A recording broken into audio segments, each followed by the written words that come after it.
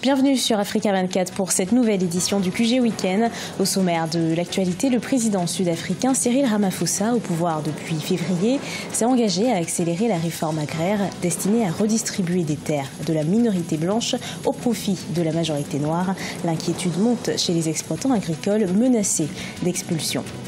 Après les discours de la COP22, place aux actes, le tout premier sommet des chefs d'État et de gouvernement de la Commission du bassin du Congo et du Fond bleu s'est ouvert ce vendredi 27 avril à Brazzaville, la capitale congolaise. Et puis, crise dans le secteur éducatif au Niger, écoles et classes des niveaux secondaires et supérieurs restent toujours fermées à Niamey en exécution du mot d'ordre de grève illimitée lancé par le comité directeur de l'Union des scolaires nigériens, USN. En Afrique du Sud, les traces des 43 ans d'apartheid restent indélébiles et la mesure de la réforme agraire entérinée par le Parlement, dominé par l'ANC, est censée conduire à l'équité entre les populations. L'expropriation sans compensation des fermiers blancs au profit de la majorité noire serait nécessaire à la prospérité du pays. C'est en tout cas ce que soutient le président Cyril Ramaphosa qui compte accélérer la mise en place de ce projet. Gladys Momba.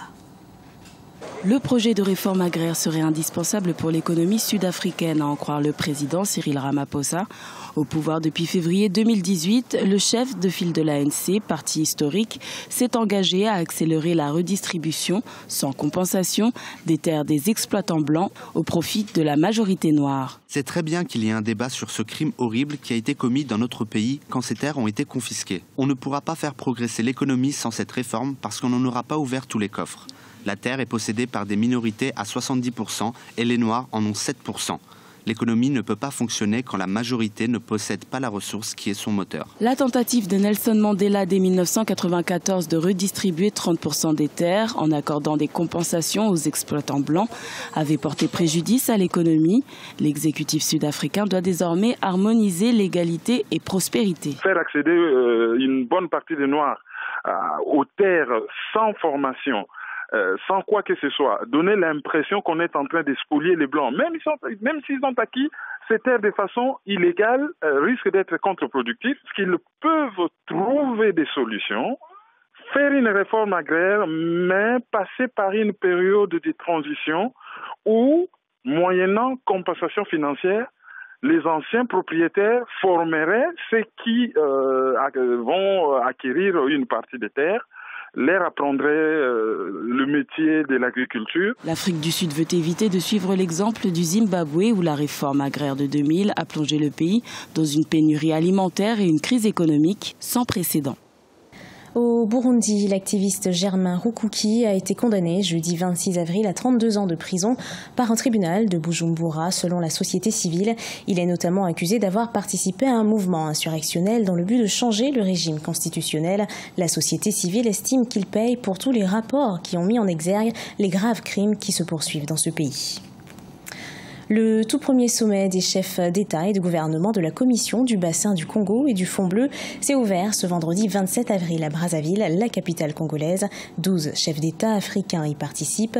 L'objectif est de mobiliser les ressources nécessaires auprès des contributeurs et investisseurs en vue du financement des programmes et projets relatifs au développement durable et à la promotion de l'économie bleue. Deva Panzou.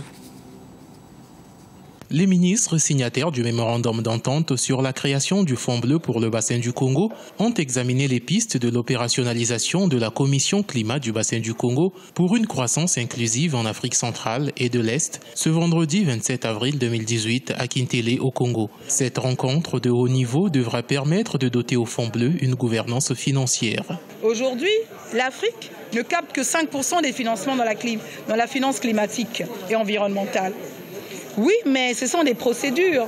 C'est pour ça que nous avons donné un coup d'accélération. Pour avoir une gouvernance financière du Fonds bleu, c'est qui nous permettra, au travers des financements, de financer les études de ces projets et programmes avant d'aller à la mise en œuvre. L'élaboration d'un plan stratégique d'investissement pour le bassin du Congo contribuera à déterminer la feuille de route de la politique de développement durable de ce bassin. À cet effet, le Fonds bleu sera le premier outil structuré qui doit générer une accélération de la dynamique de financement des projets sur la transition climatique et économique. On a pu maintenant mobiliser un financement pour avoir une étude de préfiguration pour avoir les 3 volets essentiels. Le côté gouvernance, le côté technique, le côté législatif.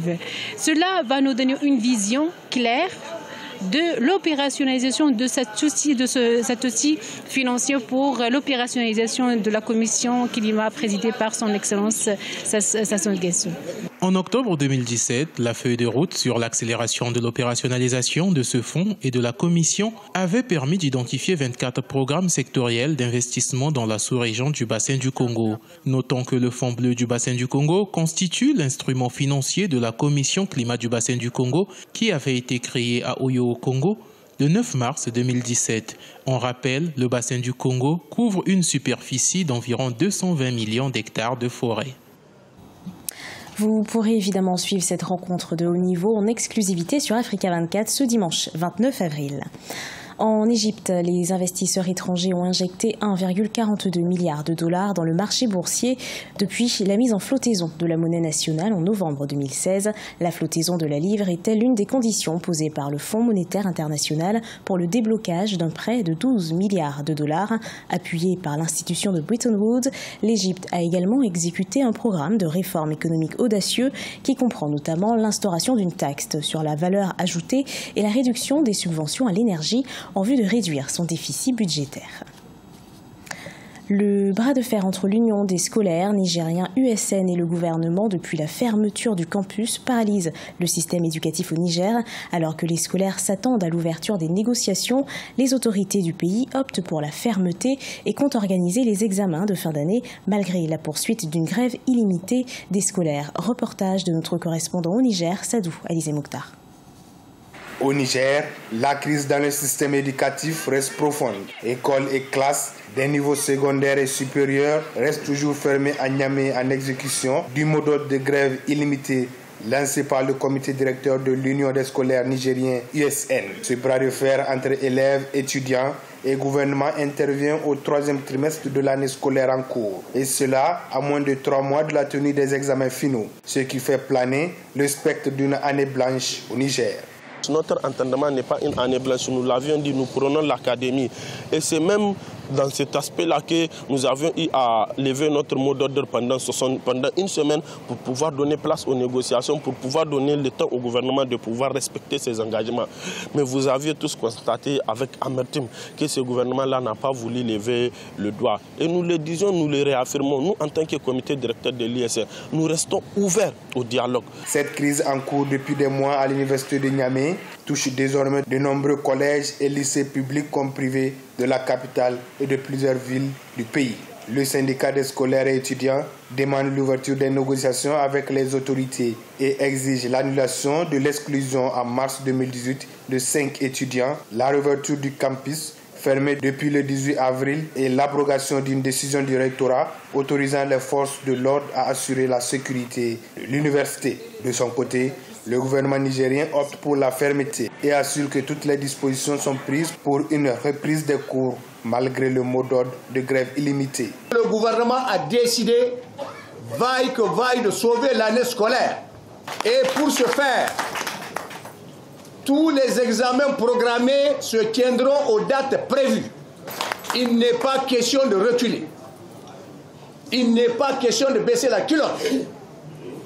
Nous allons les organiser.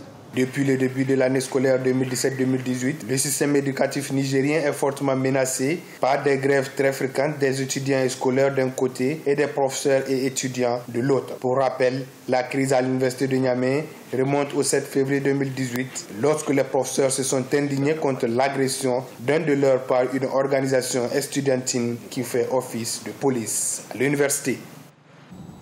Ce journal a été préparé par l'ensemble de la rédaction. Merci d'avoir suivi.